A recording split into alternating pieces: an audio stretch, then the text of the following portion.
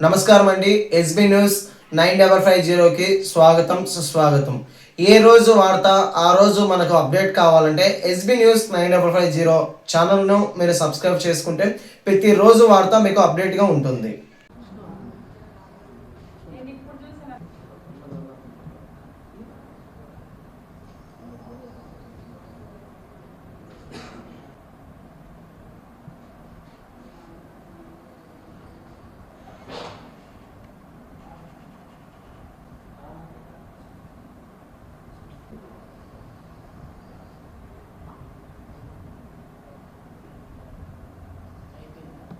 అందరికీ నమస్కారములు. గత వారం రోజులుగా ఈ కడపలో పేపర్లో కానీ తర్వాత మీడియా ముఖంగా కానీ ఈ పెద్ద దస్తగిరి హత్యను వక్రీకరించి చెప్పడం జరుగుతున్నది. మీకు అందరికీ తెలుసు, ఈరోజు బంగాకు ఇవన్నీ మారక ద్రవ్యాలన్నీ కూడా విచ్చలవిడిగా ఈ రాష్ట్రంలో దొరుకుతూ ఉంటాయి. వాటికి మూలాలు ఎక్కడున్నాయో కనిపెట్టాలని మేము ఎప్పటి నుంచో కోరుకుంటున్నాం. రాష్ట్రంలో ప్రతి యూనివర్సిటీ సెంటర్లో కానీ, డిగ్రీ కాలేజీల్లో కానీ, జూనియర్ కాలేజీల్లో కానీ ఎక్కడ కూడా ఇవి ఎక్కువ దొరుకుతున్నాయి. ఈ గంజాయి అంతా కూడా ఇలా దొరకడం వల్లనే విద్యార్థులు కావచ్చు, యువకులు కావచ్చు పాడైపోతున్నారు. ఇందులో భాగంగానే ఈ చెన్నూరు, అలంకానపల్లి పరిసరాల్లో ఈ గంజాయి తాగేటటువంటి యువకులంతా కూడా, చిల్లర గ్యాంగ్ అంతా కూడా ఈ హత్య చేయబడడం జరిగింది. పెద్ద దస్తగిరి అనేటటువంటి వ్యక్తిని చిన్న చిన్న గొడవలతో హత్య చేయబడడం జరిగింది. దాన్ని అట్లా తిప్పి ఇట్లా తిప్పి రాజకీయ రంగు పులిమి వైసీపీ నాయకులకు అంటగట్టాలనేది తెలుగుదేశం వాళ్ళు చేస్తున్నటువంటి ప్రయత్నంలో భాగంగా కనిపిస్తున్నది. ఇది చాలా తప్పు అంటున్నాను. ఒక పక్క ఇన్వెస్టిగేషన్ జరుగుతున్నది, ఒక పక్క దర్యాప్తు జరుగుతున్నప్పుడు ఒకరి మీద బురద చల్లడం అనేది బాగలేదు. ఎప్పుడైనా కూడా ఇన్వెస్టిగేషన్ చేయండి, ఆ మూలాలు ఎక్కడున్నాయి, తర్వాత ఈ గంజాయి ఎవరు అమ్ముతున్నారు, ఆ పిల్లలు ఎలా తాగారు, ఎక్కడెక్కడ తిరుగుతున్నారు, వీళ్ళు ఎవరితో ఏ విధంగా ముందుకు పోతున్నారు అనే దర్యాప్తు చేయండి. దర్యాప్తుతో తేలుతుంది. అంతలోపలనే నిత్యానందరెడ్డికి సంబంధాలు ఉన్నాయి, లేకపోతే రవీంద్రారెడ్డికి సంబంధాలు ఉన్నాయి. వీళ్ళేం వ్యాపారాలు చేయకూడదా? వాళ్ళు వ్యక్తిగతంగా రాజకీయాల్లో ఉంటే వ్యాపారాలు చేయకూడదని ఎక్కడన్నా ఉందా? వ్యాపారాలు చేయొచ్చు. వాళ్ళు సరాసరి ఆ పెద్ద దస్తగిరి అనేటటువంటి వ్యక్తితో రవీంద్రారెడ్డి గారు కూడా వ్యాపారాలు చేస్తుంటారు. అందరితో పాటు తెలుగుదేశం వాళ్ళు, వైసీపీ వాళ్ళు, మిగతా నాయకులతో పాటు మా వాళ్ళు కూడా చేస్తుంటారు. చేసినంత మాత్రాన అతని దాంట్లో ఇన్వాల్వ్ అయినట్ల.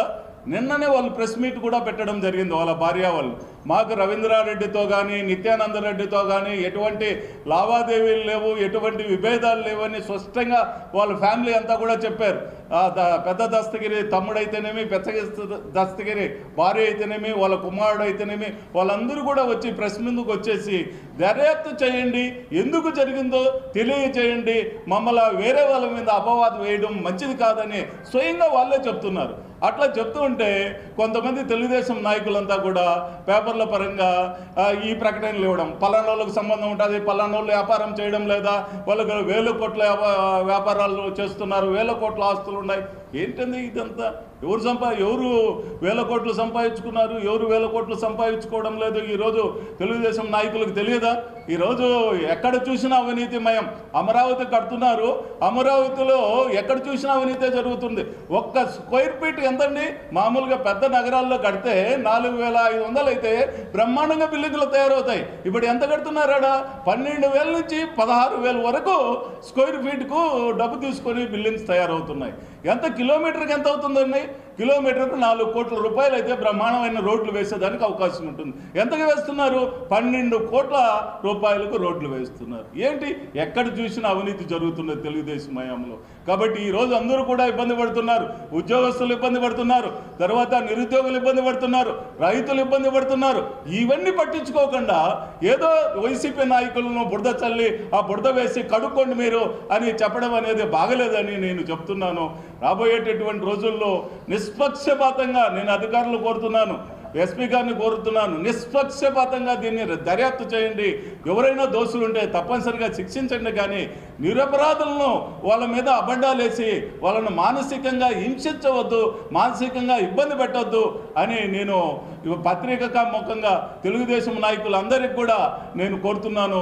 ఎట్టి పరిస్థితుల్లో కూడా ఎవరు కూడా మాట్లాడేటప్పుడు ఏం జరుగుతున్నది, ఏం జరగలేదు అనేది కూడా తెలుసుకొని మాట్లాడాలనేటటువంటిది నేను తెలియజేస్తున్నాను. హనీ ట్రాప్ ఈరోజు తీసుకోండి, అనంతపురంలో జరిగినటువంటి విషయం మీరు చూడండి.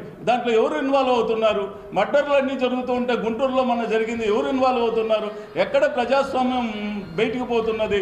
మొన్న అంబటి రాంబాబు ఇంటికాడ 5 గంటలకు బిగించేస్తే రాత్రి 12 గంటల వరకు కూడా యుద్ధం జరుగుతూనే ఉన్నది. ఒక పక్క రాళ్ళు వేస్తూనే ఉన్నారు. తెలుగుదేశం ఎమ్మెల్యేలు ఉంటారు, తర్వాత మార్కెట్ యార్డ్ చైర్మన్ ఉంటారు, గ్రంథాలయ చైర్మన్ ఉంటారు, అంతా పెద్ద పెద్ద నాయకులు పాల్గొని 5 గంటల నుంచి రాత్రి 12 గంటల వరకు నిర్బంధించడం అంటే ప్రజాస్వామ్యం ఎక్కడ ఉందండి? అలాగా నాయకులు అందరి ఇళ్ళ కాడ కూడా పెట్రోల్ బాంబులు వేయడమేమి, రాళ్ళు వేయడమేమి, ఈ విధంగా ప్రజాస్వామ్యం అంతా కూడా మంట కలిపిపోతూ ఉంటే ఈ కడపలో ఏదో జరుగుతున్నది, ఏదో డైవర్ట్ పాలిటిక్స్ అనమాట. ఎక్కడ తప్పు జరిగితే అప్పుడు వైసీపీ వాళ్ళ మీద నెట్టడం, ఇది చాలా తప్పు అంటాను నేను. ప్రజాస్వామ్యబద్ధంగా మీరు ఏమైనా మాట్లాడండి, ప్రజాస్వామ్యబద్ధంగా మీరు విమర్శించే హక్కు మీకు ఉంటుంది. కానీ బురద చల్లడం అంటే ఇంకొక రకంగా బురద చల్లడం కాదు, ఆ విధంగా చేయొద్దని తెలుగుదేశం నాయకులు హితవు చెప్తున్నాను. అదేవిధంగా రాబోయేటటువంటి రోజుల్లో కూడా ఎవరు కూడా మాట్లాడేటప్పుడు ప్రజాస్వామ్యబద్ధంగా మాట్లాడదాం, ప్రజాస్వామ్యబద్ధంగా ముందుకు పోదాం. ఈ పెద్ద దస్తగిరి హత్య కేసు మాత్రం డెఫినెట్గా ప్రజాస్వామ్యబద్ధంగా అధికారులందరూ కూడా నిష్పక్షపాతంగా దర్యాప్తు చేయండి అని మేము కోరుకుంటున్నాం. Thank you. హృదయపూర్వక నమస్కారాలు తెలియజేస్తున్నాను. ఈరోజు ఈ పత్రికా సమావేశం ముఖ్య ఉద్దేశం ఏమంటే, ఏదైతే ఈ పెద్ద దస్తగిరికి సంబంధించిన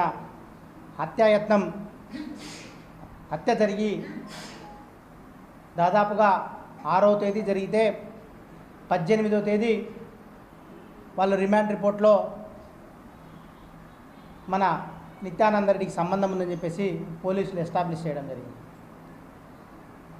నేను మొట్టమొదటిగా చెప్పేది ఏంటంటే, ఏదైతే ఆ రోజు జరిగిన మోటో అంటే ఆ పెద్ద దస్తగిరి కొడుకు, అలాగే వాళ్ళకు సంబంధించిన వెంకటేష్ అనే 2 వ్యక్తుల మధ్య జరిగిన గలాట తీవ్రతరమై వాళ్ళు దాదాపుగా 30-40 మంది వాళ్ళ ఇంటి మీద దాడి చేసినప్పుడు వాళ్ళు ప్రాణరక్షణ కోసం జరిగిన గలాటలో ఆ వెంకటేష్ అనే అతనికి తలకాయ దెబ్బ తగలడం జరిగింది, 12 కుట్లు పడ్డాయి. దాని తర్వాత వీళ్ళు ఎవరైతే ఈ 40-50 మంది దాడి చేశారో ఇక్కడ అలంకారంలకు సంబంధించిన దస్తగిరి వాళ్ళ ఇంట్లో వాళ్ళకు, దాని తర్వాత ఆ చుట్టుపక్కల ఉన్న వాళ్ళకు విడిపించడానికి పోయినప్పుడు వాళ్ళకు దెబ్బలు తగిలితాయి. కనీసం పోలీసులకు ఫోన్ చేసినా, 108కి ఫోన్ చేసినా గంట తర్వాత పోలీసులు స్పందించి అక్కడికి రావడం జరిగింది.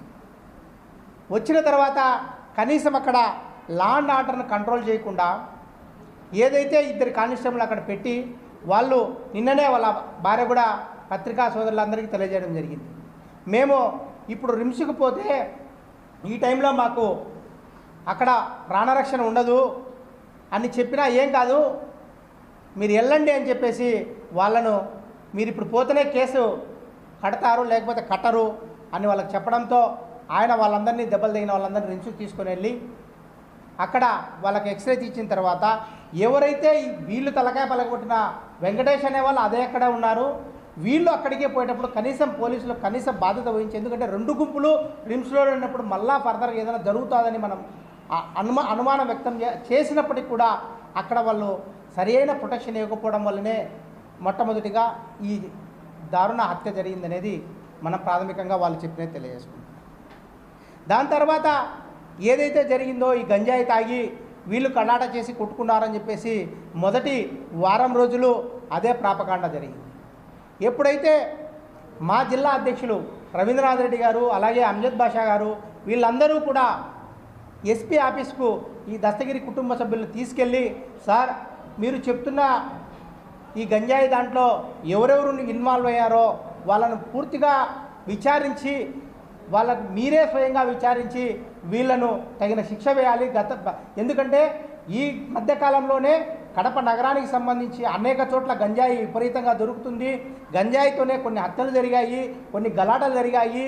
ఇవన్నీ కూడా ఎస్పీ గారి దృష్టికి తీసుకెళ్ళి గంజాయి విస్తృతమైపోయింది, ఈ హత్యతో అన్నా మీరు కూలంకషంగా చర్చించి మూలాలను చేయాలని చెప్పేసి మా వాళ్ళు పోయి ఇన్వెస్టిగేషన్ ఆఫీసర్ను చేయాలా సకంగా అని అడిగితే 3 రోజుల తర్వాత డిఎస్పీ సస్పెండ్ అయితేనే దాన్ని అంతా తీసుకొచ్చి మళ్ళీ వైఎస్ఆర్ కాంగ్రెస్ పార్టీకి చుట్టడం నిజంగా బాధాకరమైన విషయం.